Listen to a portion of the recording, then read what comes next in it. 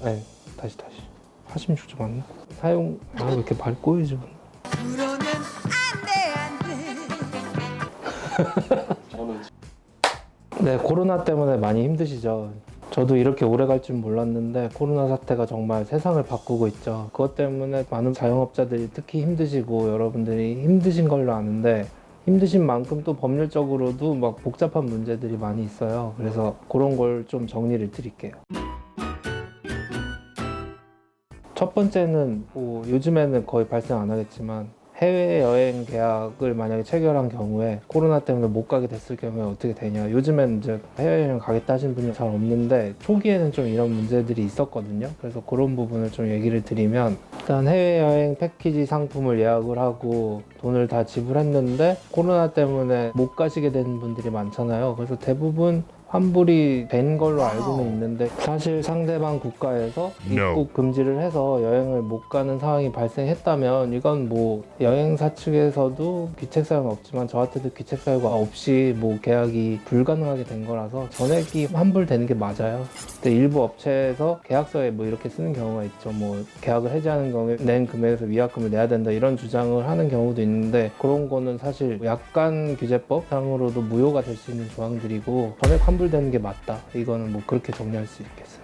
또 두 번째로는 휴직 문제예요. 그러니까 휴직할 때 이게 무급이냐 유급이냐 이런 건 좀 관심이 많으시죠. 저희도 코로나 초기에는 한 3주간 직원들 나오지 말라고 했었는데 이렇게 쉬라고 했을 때 이게 무급으로 가는 게 맞느냐 이런 문의가 가끔 있는데 그런 거에 대해서 말씀을 드리면 근로기준법 46조를 보면 다시 46조 맞나? 그러니까 근로기준법 46조를 보면 사용자의 귀책 사유를 휴업하는 경우에는 임금의 70%를 휴업수당으로 지급해야 된다 뭐 이런 규정이 있어요. 그래서 사용 왜 이렇게 발 꼬이지?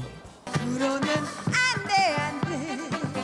그래서 코로나로 인해서 휴업하는 게 과연 사용자의 귀책 사유로 인해서 휴업하는 건가 이런 거가 논점이 되는데 사실 생각을 해보면은 간단하죠. 뭐 내가 코로나 때문에 휴업한다 이런 건 사실 사용자의 핑계고 이게 코로나 때문에 잠깐 쉬세요 하는 건 사실 대부분 사용자의 귀책 사유에 해당해요. 본인이 매출이 감소할 우려가 있으니까 쉬라고 하는 건데 그러면은 휴업수당 70%를 지급하는 게 맞죠. 근데 일부 업종에서는 코로나 때문에 뭐 정말 직격탄을 맞아서 이게 코로나 때문에 도저히 영업을 할 수 없는 업종도 있을 수는 있는데 대부분의 업종의 경우에는 코로나 때문에 휴업한다는 건 사실 내가 매출이 감소할 게 우려돼서 휴직을 시키는 건데 그거는 사용자의 귀책 사유에 해당하죠. 근데 사람 일이란 게 이렇게 법대로만 하는 건 아니고 사실 사용자와 뭐 근로자 사이에서 인간적인 유대 관계도 있고 사장님이 어려워지시는 것 같으면 그걸 좀 유하게 처리하실 필요도 있는 것 같고 이걸 뭐 딱 잘라서 제가 법으로 70% 무조건 받으세요라고 하기에는 조금 어려운 측면이 있어요.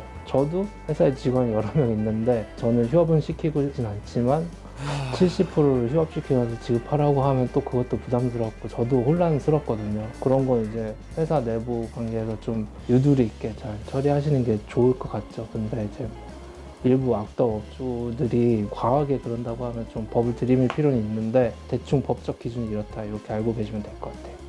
그리고 참고로 노사 간에 상호 합의가 있으면 무급으로 휴업을 하는 거는 원래는 가능해요. 그래서 뭐 일방적으로 뭐 휴직을 권하는 게 아니라 뭐 합의를 했다고 하면 무급으로 휴직하는 건 가능하다 이것도 알아두시면 될 것 같아요. 그리고 휴직으로 인해서 뭐 갑자기 생활이 어려워졌다고 하면 긴급 고용 안정 지원금 등을 신청할 수도 있다고 해요. 그런 것도 본인이 신청 자격이 있는지 좀 알아봐서 지금 강제로 장기간 휴직 상태에 있다 하시는 분들은 그것도 좀 알아보시면 도움이 되겠죠.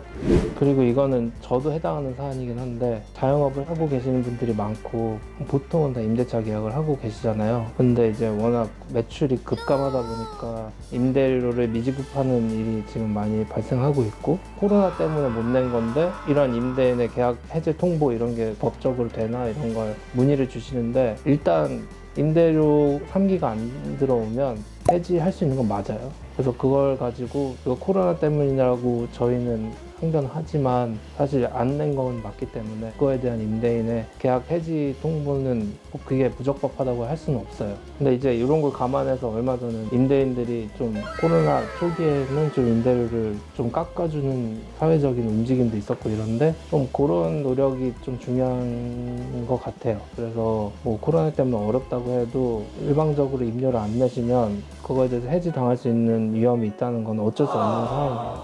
그리고 뭐 부동산 매매 계약을 하셨는데 예를 들면 아파트 매매 계약을 하셨는데 그 아파트에서 확진자가 발생했는데 그래서 나 이 아파트 매매 계약을 해지하고 싶다.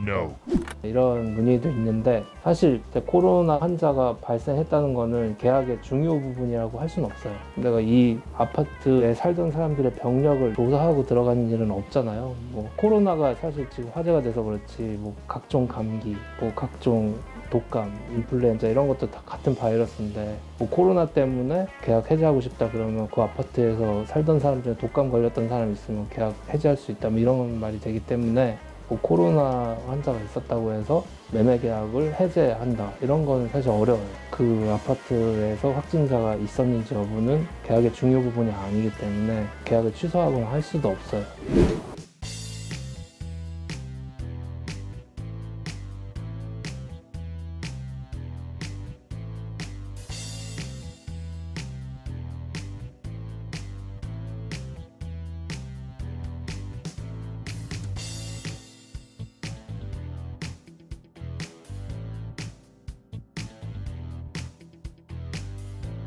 네, 아는 변호사가 없거나 그 변호사가 무뚝뚝하면 저한테 연락 주세요.